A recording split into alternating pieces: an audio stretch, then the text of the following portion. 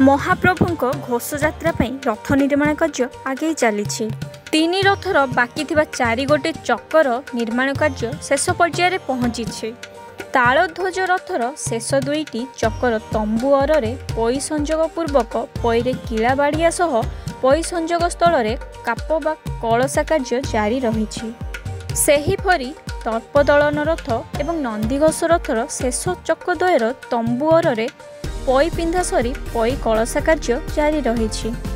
तीन रथर आवश्यक संख्यक रथ निर्माण कार्य शेष पर्यायर पहुंची।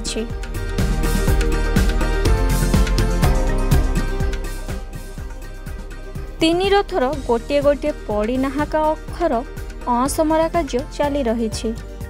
आज सुधा तीन रथर अक्ष एवं चक निर्माण कार्य शेष होबो बोली सूचना मिली। तीन रथर 12टी लेखाएं 20 फुटिया चौता काठर चौपट कार्य शेष होई समस्त चौतार 2 मुह काप करा जिवो। प्रति रथर 3टी भूई निर्माण पई 4टी लेखाएं चौता काठ आवश्यक होइथे।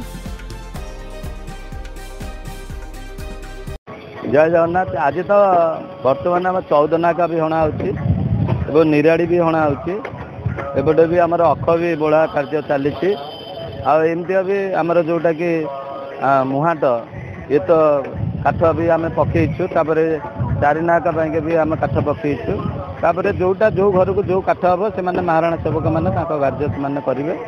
आम प्रति काठ जोगे आउे सब भई सेवक मानकर कार्य एवं साल बिंद हो सारा प्रति जगार खंजिया होती भई सेवक मानकर सब कार्य।